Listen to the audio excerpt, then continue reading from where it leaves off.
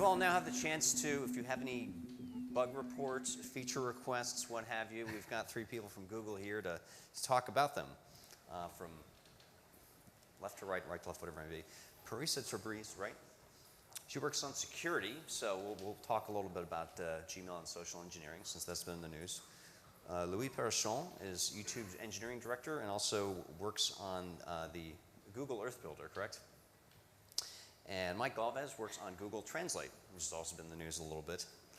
So I guess I thought if you all can give me a quick summary of what you've been up to lately.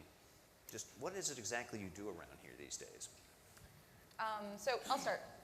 I'm Parisa. I work on Google's information security team. I'm an engineer. And I work on a team of about 25 that's distributed all across the world. And our primary responsibility is to do security reviews of new products and features.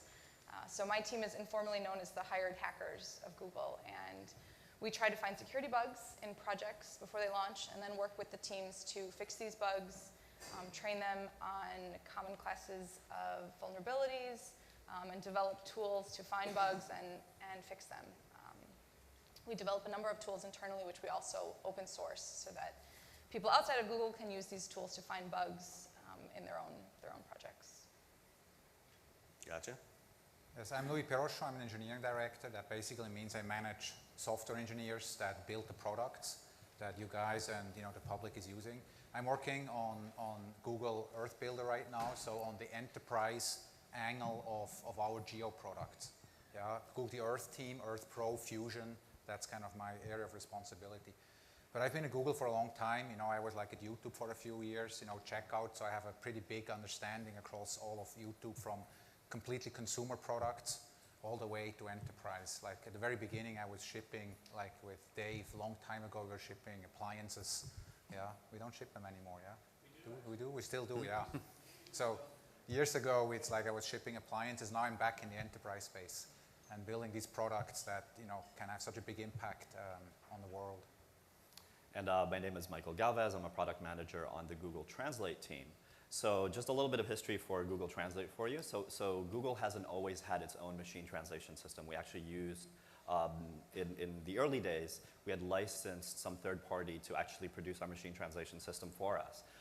One day, about 7 years ago, Sergey, who's one of our co-founders, got some fan mail from some Koreans. And they basically said, at least we think that they were trying to say that they loved Google. But we put it into our machine translation system, the one that wasn't really ours.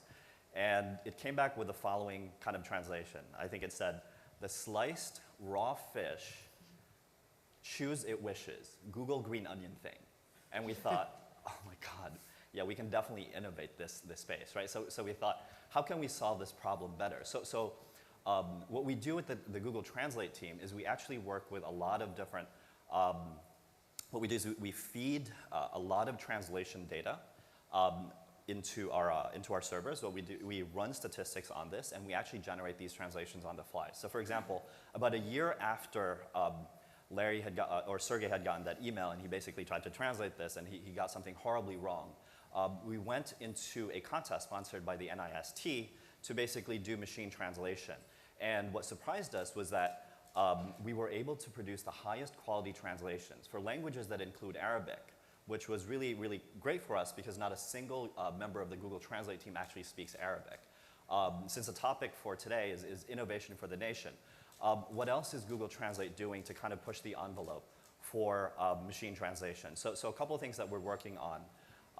Very recently, a couple of months ago, we had released speech-to-speech translation in alpha in Google Translate.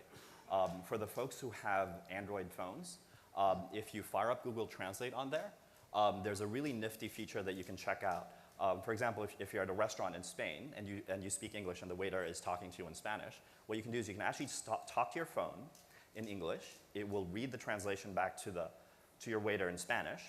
The waiter will basically speak to the phone directly in Spanish, and then it will read the translation back to you in English. And so with this, you can really use Google Translate to kind of get over the barrier for communication that language poses today. So if you have time, if you have an Android phone and you have Google Translate, please check it out. Great. Well, let's, like I said, let's start with security since that's been in the news. It seems to me more and more that, you know, the black hat hackers of the world, first they would attack our software, and then they realized, well, you know, the software up here has the sketchiest record of being patched against vulnerabilities, and so you have a lot of social engineering attacks trying to get people to click on wrong links, which in some cases are aided and abetted by software flaws that, for instance, cause a browser to show the wrong address in the URL header. So, you know, you and Google can update Gmail as fast as you want. You can update Chrome as fast as you want. As far as I'm aware, you can't do anything with what's in my head. So how do you crack that problem? So it's a good question. I think we're talking about social engineering and phishing and attacking users. What is Google doing in this space? So first, of course, it's an industry-wide problem, but this doesn't mean that we just kind of shove it under the rug. Google spends a lot of resources in trying to build automated systems and features into our products to thwart these kinds of phishing attacks or social engineering attacks. I'll talk just two examples. One is something that we call safe browsing.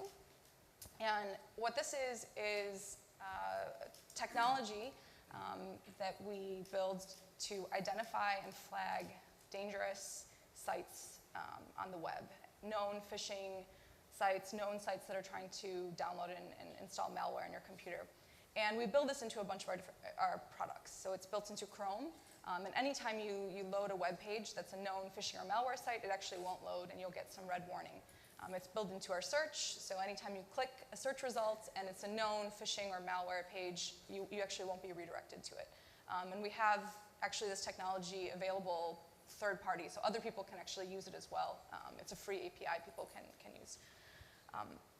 So that's one example of kind of an automated system where we really are only trying to show users safe sites and make sure they never even visit a site that is known to be doing some kind of social engineering attack.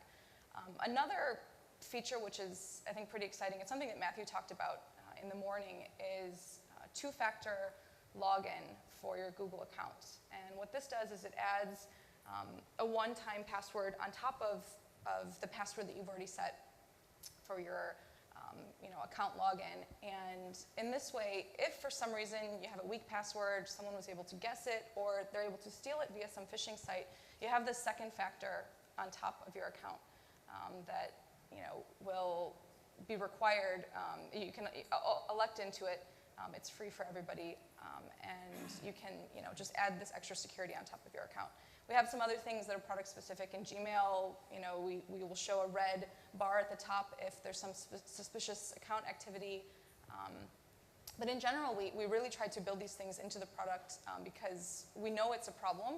People have been successful at these type of attacks, and even though it's not a new phenomenon, phishing, targeted phishing, it's something that we need to focus on as a company. I think it's good that we're talking more about it, and I think this is important, as Google's approach to kind of tackling this Have you problem. all released any numbers on how many people have enabled two-factor authentication in Gmail? Actually, I don't think we've released it, and I don't have the numbers. So. Gotcha. Okay, next I thought I'd turn my attention to YouTube. In terms of scalability, it seems to me you all have one of the harder problems of certainly any consumer-facing site I can think of. You have, I don't even know how many terabytes of data incoming every day and being served up every day. Oh, plus, you need to scan it for copyright violations. And yet, I don't recall, last I checked, there was no fail whale placeholder graphic on YouTube.com for the days when you just can't keep up. How was there one in the works in the early days? Is this something you thought, we might want to have this ready just in case? Yeah, so it's actually an interesting question. If you ask people, do you remember when YouTube was down the last time? Then nobody remembers, typically. And it's been like this for a while. And in the early days of YouTube, it didn't matter too much because, YouTube was this fun, free site, and if it goes away, people went back to work. Yeah, kind of like an earlier speaker talked about. I think that was an Onion headline earlier today, actually. But it's one of the things that happened after the acquisition. YouTube became more important, and it's generating a lot of revenue for Google. And it's important for record labels. It's important for music studios. They want to promote their new movies. It's important for people like Khan and Khan University who build a big business about educating people worldwide. So YouTube is really important. It can't go away anymore. And one thing that we did is we moved YouTube behind the Google infrastructure in many aspects. And today, YouTube is on the same availability level as Google search. Yeah? And so if YouTube isn't there, then there's something really serious broken, and you either don't get anything, yeah, because DNS broke and you can't find Google, or you get like the standard Google, last resort page if Google doesn't know what to do. And has been very rare. So we don't have a specific. Is that the page where it's the original text logo of Google? Yeah, and it's like there's no logo. Yeah. Like the letters are like in colorful, a yellow E and so on. So it's just like if you get this, something really bad happened. But the thing is, it's sitting behind this Google infrastructure, and I think that applies to like all of our products. They become fast, very fast. They become big and important, and even translate or so. But like these products are all built on the same infrastructure at the end of the day, in the same storage system, the same processing infrastructure. And what we use to process 36 hours of video every minute, and fingerprint check for copyright before the video is live, and sometimes that's 10 seconds from when you're done uploading. So this same infrastructure is available for apps, it's available for Earth Builder, it's available for YouTube, it's available for everything we do. And I think that's very, very powerful.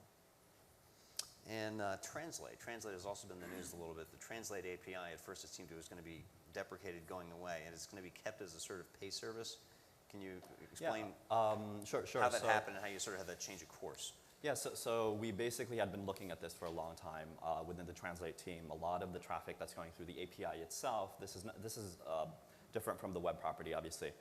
The API was getting a lot of abuse. So for example, if you look at our terms of service in the Google Translate API, we ask that users who developers who use the Translate API provide attribution whenever they use Google Translate, and they're not supposed to directly charge users for this, for using the service, et cetera, et cetera. There's a lot of details in the terms of service. And we think developers should basically review before they start integrating this into their product. And what we noticed was that there was a large amount of abuse on the Google Translate API. How exactly would someone abuse it? I'm sorry? What constitutes abuse of the... So the ones so there's a terms of service in the Translate developer page, essentially, right? And if you look at it, some of the different things that are mentioned there are that you're supposed to provide attribution, that this was machine translated via Google. This is very important for us, obviously, because we use some of this data also to train Google Translate. We crawl the web and we basically find out what parallel data is out there, and we create these massive language models, right, that we use to improve the quality of Google Translate. And so we wanted to be able to make sure that this attribution was going to be provided. And so we noticed that a lot of people were basically abusing it. This was very, very difficult for us. It was economically very, very expensive for us to basically monitor the Translate API and just shut down kind of the bad guys and then kind of encourage the good guys. And so we made a decision to basically shut down the Translate API as it stood. Now we heard a lot from the developer community, and we really appreciate all of the essentially the love that they showed us on the page. Is that if you can interpret it that way. Yeah. They really basically said, look, we're very upset about this. It's really because we use it so much and we do like the service that much, so please just give us a way to use this legitimately, and we're more than happy to pay for it. And so we looked at all the comments carefully, and we basically looked at what we could offer. So we've started to develop a plan to actually provide a paid API. And when do you expect that the details of that will be out? We would like to share more information as soon as we can. We're working on it today. The emails are coming into my inbox. Okay. We don't know exactly when it's going to be released. It will obviously be released before we shut down the API itself, the original version of the API. Right. I should note, I was tempted to, I just installed the Translate app on my phone. I would test it, but my French is too out of date, and I'm afraid what it would do, turning my broken English into French. It's awesome. You really should try it. I was in Mexico 2 weeks ago. I should have tried it then, but bandwidth was sketchy. Let's talk a little bit about Google Earth Builder and sort of, what does this allow, a government agency to do that they, Google Earth I've always found is sort of a weird spot in the pantheon of Google products. It's neat, but most of the time it's much quicker for me to go to Google Maps, even if there isn't the neat 3D rotating model. What are the sort of use cases you're targeting with that compared to? Yeah, so basically what we want to do Maps. is we have these amazing geo products, maps, satellite pictures, and you know, 3D flying around the world, looking at data, analyzing data, but you can only do this with our data. If you have your own data set, if you have a vector data set that's important to you, you have to create a KML, yeah, you have to send that from one server to the other, you have to attach it to email, you can't edit it at the same time. So you have the whole setup, like kind of the legacy setup, where you have to handle these files. And so we said we should be able to do two things. We should provide our infrastructure that already processes lots of satellite imagery, lots of aerial imagery, and lots of vectors, and allow you to use our infrastructure, our cloud infrastructure, to do the same thing. Yeah, and then the second thing we want to do is you want to find a solution for your, for your file management problem with all the KML layers that you send around. And so the idea is that you can basically put all of these in the cloud, and then you have the same thing that you see with apps, with docs. Yeah, it's like you have these layers, you can create maps, and then you hand out those maps to some people, or they're like people who just want to make, they look at the data. They're decision makers. They don't do queries, and they can use this like they use maps today. It opens in, you get a link, send an email to your boss, yeah, and he clicks on the link, map pops up, and he sees whatever he needs to see. Where are all the schools in Uganda or in Tennessee? And then on the next level is like people who do a little bit more analytics, yeah, that's not in the product yet, but basically there's people who want to figure out, okay, now show me, you have maybe a KLM file where you can adjust like which data you want to see. So basically this is some of the stuff we're working out with our partners and our customers right now on providing you a geospatial environment that gives you the power of the cloud and fulfills your requirement in a way that doesn't exist yet. Yeah, it's like this is a path we're going down to where like we don't know exactly where we're going. And I think the government in general has a lot of geospatial data, so it's great to have a cooperation with NGA, yeah, to like figure out and go that path together. And that's one reason I'm here. Like I'm going to be around. I'm talking to a few more people about the needs and understanding.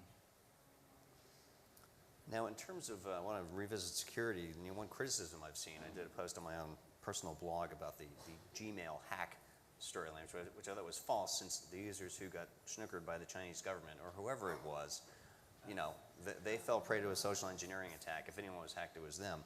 But I did get a comment that, look at a lot of the ways that, banks and other institutions have tried to sort of simplify things in terms of prove that you control this account by identifying information only the account holder would use. Has Google looked into anything like that? Like one example this guy raised was, Facebook, in some cases, they will ask you, who are these people that we're showing you pictures of, if they're not sure it's you logging into the account. Has Google looked into doing anything like that to a sort of extra level of two-factor authentication on demand? Well, so we have the two-factor, which I talked about, and I've been interested in some of these more innovative ways. The Facebook one where you have to identify your friends. I've seen ones where you pick a favorite image and then if it is shown to you, then this is maybe some indication. I've also seen very legitimate criticisms against a lot of these less common ways to prove it's you. And we definitely are investigating these. None that I know of in the plans to kind of add on to account login, but certainly there are things worth investigating. And the problem of login and account ownership is obviously still a big one. So. Right, because once you have so much going through your Google account, then you really want to make sure that it would be a bad day if I were to lose control of my Google account. Yeah, definitely. I mean, some of the, I think we've seen, I guess it was now a couple years ago, where you see some ways to prove that it's you that actually, they seem like a good idea, like, what high school did you go to? But with That didn't work so well for Governor Palin. right, the example If I you was have a alluding to. Wikipedia page, don't use that kind of challenge question. Right, where it is really, you know, I mean, you think this is something that only you would know, but a counterpoint is that it's so common for people to be sharing a lot of information, which, you know, tends to be very personal and is available now on the internet too. So it's, I think it's something that we're definitely looking into, but, you know. Okay, and then this is sort of a question for all three of you. In some ways, you're working on similar problems, which is teaching computers to basically read or listen to human speech. So, and for various purposes. For Google Translate, you're getting the computer to do something that normally takes years of study by a human, and the human then forgets it 2 years later. YouTube, you're trying to make sure that no one's uploading a song without permission. In Gmail, there's the issue of, are you spotting phishing emails that shouldn't go through? So, you know, is this an area where, do you think you're benefiting enough from each other's work? It seems that in some respect there's some parallel work going on. Or is this in fact something where your data crunching folks get together and say, here's some new way to parse this? And Well, at least on the Translate side, Translate is part of our research group, right? And we work very closely with the speech team, and that's why we're able to do things like speech-to-speech translation. I mean, if you think about that problem, it's extremely, extremely difficult. What you're really doing is you're taking human speech, you're transcribing it, and then you're going to translate this across languages, and then you're going to take the translation that's in text and turn it back into more speech. This is a very, very hard problem. That's why, at times, you will actually get some comical results. We hope that it's amusing sometimes, but we hope that for most purposes, it should be quite useful. And so we work very closely with the speech team, essentially, to enable these kinds of innovations in does our that also products. tie into the transcription in Google Voice? So, voicemail? so transcription is basically done this way. The transcription, well, Louis would know a lot more, but there's also automatic transcription of your videos, right? And so those transcriptions are actually done by the speech team, I believe, as well. Sorry. Yeah, so I think on the lowest level, we just have infrastructure to run a lot of number crunching. But then something like speech to text, we run this on every YouTube video being uploaded. We check, is there speech on it? And then if we think there's speech, then we see, do we think it's English? And maybe another few languages. And then if we think that's a language we can understand, we do speech to text and we subtitle the video, which is of unbelievable value to people who can't hear. Yeah, it's just, it goes from 0 to something that's sometimes funny. It's a massive, massive improvement. And it's the same technology, and like YouTube wouldn't do this really on our own, but we get it from another product that already working on this, like the speech recognition that we can use across the board, and it's the same technology that applies. And we can also use this for copyright detection, for example, yeah? So we can find lyrics, that's kind of hard with music, but you can see how far you can take this, and then you can provide this and help our partners on the YouTube side identify videos that they have rights on. And so it's a fluent moving of technology from one product to another, from consumer to enterprise, and the other way around. And I can talk about two examples in how security, you know, specifically uses Translate, but this really does apply to all technologies at Google. One is a little bit more funnier. Another responsibility of my team is to work with any external researchers that report, or you know, students or consultants that report security vulnerabilities in our products. And people are reporting them from all around the world, and sometimes in languages that we don't understand. So really, we actually use it within our team just to communicate with people reporting things to us. A bigger one is, I think, with Gmail abuse. A common tactic for spammers, or sometimes even phishers, is to, you know, try to not be detected by an engine by making very small changes to their, you know, Viagra emails or whatever, to avoid being detected, or to translate to a different language. So we're actually able to use Translate, you know, to determine that, oh, this is actually the same spam email as this other one that we know is bad. And you know, it's very important to detect these small changes that spammers that do. So. I personally find it a privilege to be spammed in so many different languages. With that, I thought I'd open it up to your feature requests or bug reports. Sorry, were you raising your hand in the second row or scratch? Okay. Yes. I'm Mike Pate from Daston Corporation. We're a reseller and an implementer, and my hat's off to all the great innovations. I guess I'm looking over the next 3 hills out and saying I'd like to bring my application logic to the cloud. I'd like to support my government customers with cloud-based, mission-based applications, whether it's computing hot metal on target statistics or helping file a disability claim. So what's the Google vision, dream, 2 or 3 hills over for bringing application logic capability to the cloud?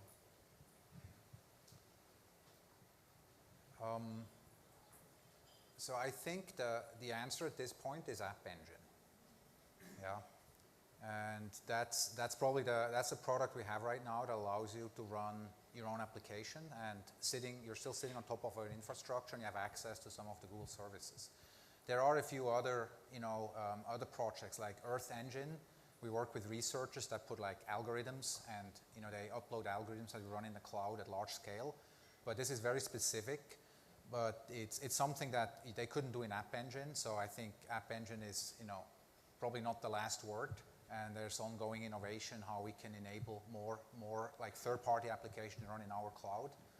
But at this point, I think it's App Engine. Is it available in government cloud? I wouldn't know. Matt says no, not yet. There's your answer.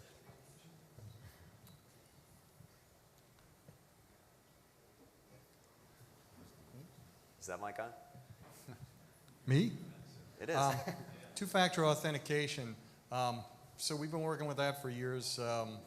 One-time passwords and everything developed by some friends of mine about 15 years ago.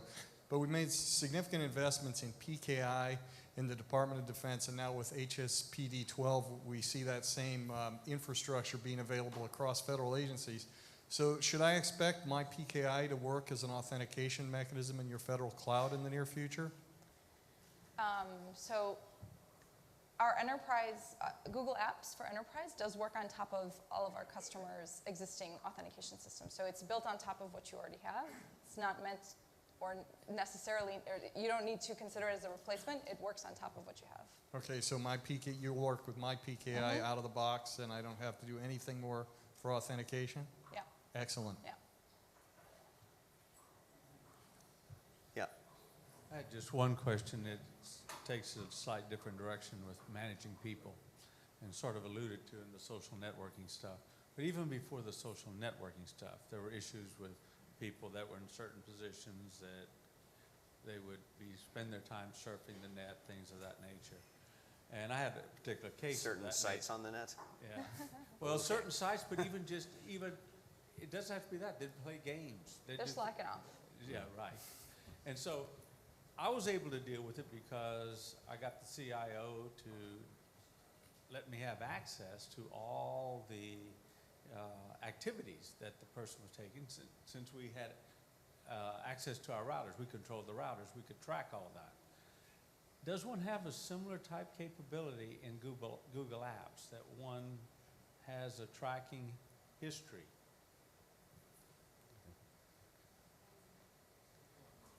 That's probably more of a question for Matt. Usually, I hear from readers who are hoping that Google is not, in fact, tracking their browsing history.